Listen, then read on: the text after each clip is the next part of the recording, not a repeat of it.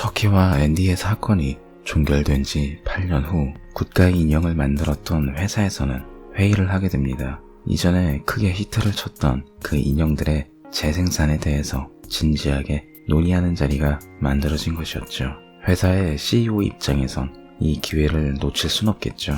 시제품으로 나온 인형을 비서를 통해 받은 그날, 안타깝게도 CEO는 부활한 척키에게 살해당합니다. 한편 계속해서 위탁 가정을 전전하던 앤디는 악명 높은 군사학교에 입학하게 됩니다. 이발을 하던 도중 앤디는 끔찍한 소식을 듣게 됩니다. 바로 굿가이 인형의 광고가 다시 나오는 걸 보게 된 거죠. 겨우 잊어가던 악몽을 억누르며 자신의 방으로 들어간 건 좋은데 같은 방을 쓰는 룸메이트가 옷장에 갇혀있던 걸 꺼내주게 됩니다. 자신을 화이트허스트라고 밝힌 룸메이트를 보고 있으니 왠지 앤디는 자신의 앞날이 편하지만은 않을 거란 걸 짐작합니다. 다음날 앤디는 악명 높은 교관 쉘튼 중령을 마주하게 됩니다. 군기를 잡기보다는 그냥 사람을 괴롭히는 것 같네요. 그리고 그날 타일러는 앤디 앞으로 온 소포를 대신 전해달라는 부탁을 받게 됩니다. 그것이 이 사관학교에 끔찍한 피바람을 불러일으킬 것은 전혀 예상하지 못한 채 말이죠. 어린아이에 불과한 타일러는 그것이 굿가이 인형인 걸 알아채자 앤디의 방이 아닌 무기고로 들고 갑니다. 그 인형의 정체가 척키라는 것은 당연히 모르고 있었죠. 앤디가 아닌 낯선 이가 눈앞에 보이자 처음엔 화를 내지만 이후 척키는 장성한 앤디가 아닌 타일러에게 자신의 마술을 뻗칠 계획을 세우게 됩니다. 사탄의 인형 3편에서는 한 가지 엄청난 실수를 하게 됩니다. 바로 2편의 설정을 뒤집어버린 것이죠. 2편에서 척키는 자신의 영혼을 앤디에게 옮기는 것에 실패합니다.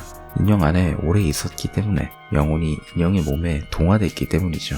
하지만 바로 전작의 시나리오는 잊어버린 것인지 척키는 이번에는 앤디가 아니라 어린 타일러의 몸에 자신의 영혼을 옮겨놓을 음모를 꾸미게 됩니다. 보통 슬래셔 호러 영화는 후속편이 나올수록 새로운 설정이 추가되는 건 상당히 자연스러운 흐름입니다. 그래야 살인마와 생존자의 대립이나 스토리 전개가 자연스럽게 흘러갈 수 있기 때문이죠. 하지만 어찌 보면 이런 암묵적 규칙을 깨버린 건 뭐 넘어가도록 하죠. 사실 사탄의 인형 시리즈가 주는 최대의 공포는 어린 앤디가 자랑무도한 척키에게서 살아남기 위해 발버둥치는 내용입니다. 시리즈의 시작을 함께한 주인공이 있음에도 불구하고 굳이 새로운 캐릭터를 등장시켜야 했을까 싶은 의문이 드네요. 물론 똑같은 주인공, 똑같은 살인마가 반복적으로 등장하면 여지껏 이어온 영화의 분위기가 질릴 것이다 라는 계산이었겠지만 사탄의 인형 2편이 그래도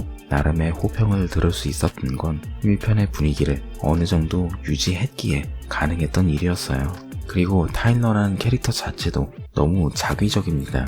아무리 어리다고 해도 그렇지 인형이 멋대로 움직이고 말도 하는데 이걸 그대로 믿는 건 순수한 걸 넘어서 그냥 멍청한 거다니까요. 1편의 척키는 그래도 앤디의 아빠가 보내주었다 라는 핑계를 댐으로써 척키와 앤디의 관계에서 오는 긴장감이라도 있었어요. 게다가 뒤로 갈수록 앤디가 자신과 척키를 질투한다고 말하면서 관자놀이의 썬더볼트급 편두통을 유발시킵니다. 룸메이트인 화이트허스트의 경우는 더합니다. 그는 척키가 살인을 저지르는 현장을 눈앞에서 목격했음에도 앤디에게 정작 그 사실을 말하지 않아요. 심지어 그걸 말할 시간이 충분했음에도 불구하고 말이죠. 극중 앤디와 러브라인을 만드는 드실바의 경우 마치 하이틴 러브 코미디처럼 사람의 감성을 간질거리게 만드는 앤디와의 묘한 감정의 기류를 만들어내기는 개뿔. 딱히 이렇다 할 결정적인 무언가가 없음에도 불구하고 갑자기 앤디와 입술 박치기를 하는 기적의 로맨스를 보여줍니다. 이게 사람의 감정을 아련하게 그려낸다거나 혹은 그 과정을 섬세하게 묘사하는 영화도 아니고 그냥 머리 비우고 보는 상업 영화란 말입니다. 적어도 관객이 납득 가능한 정도의 이벤트는 있었어야 하지 않을까요? 아니면 밤에 남의 신상조사나 하는 것이 이 영화에서 할 수 있는 최고의 어프로치였을까요? 저로서는 납득하기 어려운 전개였네요. 하지만 제일 중요한 건 척키입니다. 이 영화 속 척키는 1편과 2편에서 보여준 모습들에 비하면 정말 처참할 정도로 활약이 빈약합니다.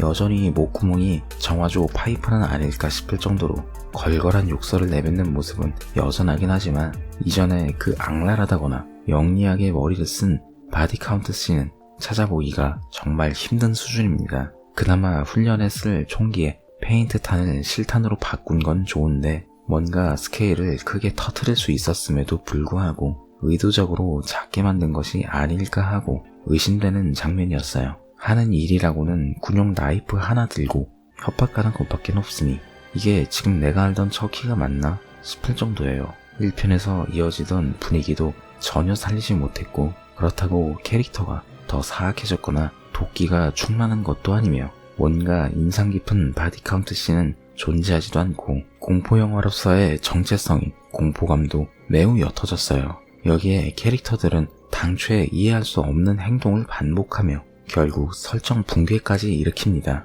올해 군사학교 배경이라고 풀메탈 자켓 오마주를 넣긴 했지만 이 영화의 완성도는 처참하다고 밖엔 할 말이 없음을 전하면서 저는 이만 오늘의 가이드 마치겠습니다. 이상 가이드 B였습니다. 감사합니다.